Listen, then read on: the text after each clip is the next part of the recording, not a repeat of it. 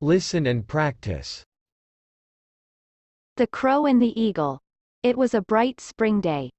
The sun was high in the blue sky. A herd of sheep was grazing contentedly on the hillside. The little lambs with their soft white coats and curly tails were playing among themselves.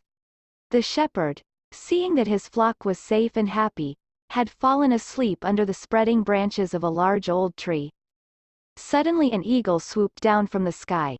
It pounced on a little lamb and carried it off so swiftly that none of the other lambs even had the time to bleat. The sleeping shepherd heard nothing.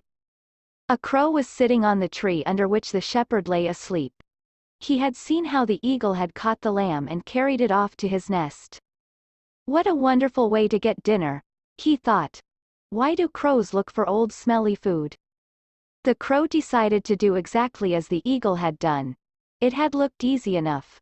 All he had to do was to decide which sheep he wanted, swoop down upon it, hold it as firmly as he could in his claws and fly off with it. Easy.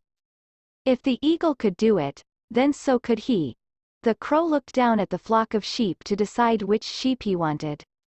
Just below the tree, by the shepherd, a big, old ram was grazing. He had curling horns and a thick heavy fleece. Aha! He should be a good meal for me, thought the crow greedily. He was very hungry and the thought of a large juicy ram for lunch made his mouth water. The crow swooped silently and swiftly down onto the ram, just as he had seen the eagle do, and grasped it firmly by its fleece. And now to fly off with it to my nest, said the crow to himself. He flapped his wings with all his strength, but could not lift the ram. The ram was large. He was much too heavy for the crow to carry. The crow tried again and again, but without success. The ram felt the crow on its back and was most annoyed.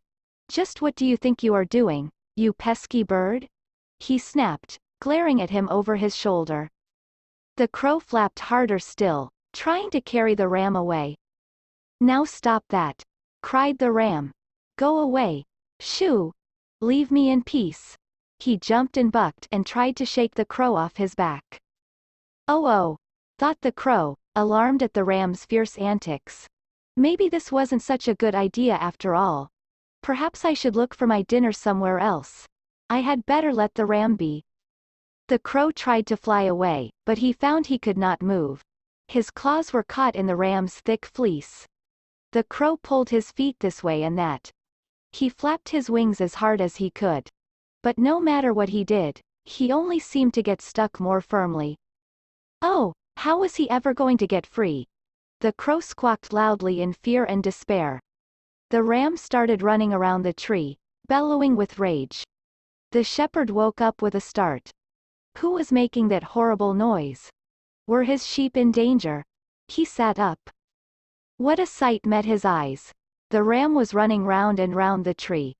On his back was the crow, squawking and trying to rise into the air. The shepherd began to laugh. At last, wiping his eyes, the shepherd stood up. He stopped the ram as he ran by and calmed him with gentle words. When the ram was still, the shepherd took a pair of shears from his sack. Holding the crow with one hand, he deftly snipped the fleece until the crow was free. What did you think you were doing, my fine friend? Asked the shepherd, looking at the crow. Playing at being an eagle, were you? The shepherd burst out laughing again. The crow was too embarrassed even to croak. He wished only that the shepherd would let him go so he could fly away to his nest and hide his foolish head. Finally, when the shepherd let the crow go, the crow flapped his wings and flew off as fast as he could. And the next time you want to be an eagle, make sure you pick an animal your size, called the shepherd after him. The crow, feeling silly and foolish, promised himself that from now on he would only do as other crows did.